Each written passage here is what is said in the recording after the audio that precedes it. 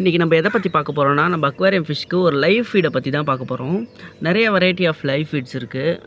கிரிண்டில் worms, அப்புறம் வந்து micro worms, Moina, Daphnia அப்படின்னு நிறையா இருக்குது. இது பார்த்திங்கன்னா ஆர்டிமியா எப்பயுமே நம்ம வந்து சிஸ்டிலேருந்து பார்த்திங்கன்னா ஹேட்ச் பண்ணி ஃபிஷ்ஷுகளுக்கு நம்ம கொடுப்போம்.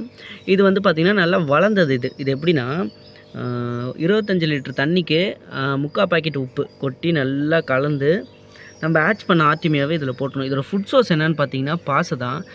எப்படின்னா நீங்கள் உப்பு தண்ணியை வந்து ஒரு கொஞ்ச நாள் வச்சுருந்தா ஆட்டோமேட்டிக்காக அதில் ஒரு பாசை வரும். அதை தான் இதை சாப்பிட்டு வளரும். அப்படி இல்லைன்னா நம்ம வந்து ஃபீடும் கொடுக்கலாம். என்ன தரலான்னு பார்த்தீங்கன்னா ஸ்பெருலினா கேப்சூல் இருக்கும். அதை வந்து ஒரு கேப்சூலை வந்து நல்லா தண்ணியில் கலந்து ஒரு 2 டேஸ் ஒன்ஸு 3 டேஸ் ஒன்ஸ் வந்து ஊற்றி விட்டிங்கன்னா அதுவும் வரும்.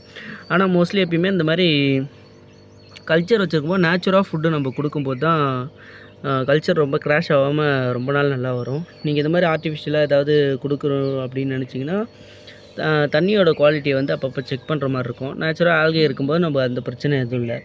பார்த்தா தெரியும் ரொம்ப நல்லாவே பெருசு பெருசாக வளர்த்துருக்கோம். ஆர்டிமியா வந்து ப்ரோட்டீன் ரொம்ப அதிகன்றதால பீட்டாவுக்கு இல்லை கப்பி ப்ரீட் பண்ணுறாலும் இந்த மாதிரி நீங்கள் வந்து வளர்த்து கொடுக்கலாம். இது மாதிரி வளர்க்குறது மட்டும் இல்லாமல் நிறையா வந்து பார்த்திங்கன்னா ப்ரீடும் ஆகும். உங்களுக்கு வந்து பார்த்தாலே தெரியும். இந்த ஆர்டிமியா வயிற்றில் ஒரு குண்டாக இருக்கிறது தான் அதோட முட்டையோட சாக். அது அந்த எக் சாக் வந்து பார்த்திங்கன்னா நிறைய எக்ஸ் வந்து இதில் வந்து போட்டு அது மட்டும் ரெகுலராக நம்ம வந்துக்கிட்டே இருக்கோம். தண்ணி மட்டும் நீங்கள் கரெக்டாக வந்து மெயின்டைன் பண்ணணும். அந்த உப்போட சலைனிட்டி கரெக்டாக பார்த்து வச்சிங்கன்னா ரொம்ப நாளைக்கு இந்த கல்ச்சர் வரும். ரொம்ப ஈஸியான ஒரு வச்சுருக்க நம்ம ஒரு கல்ச்சர் தான் இது.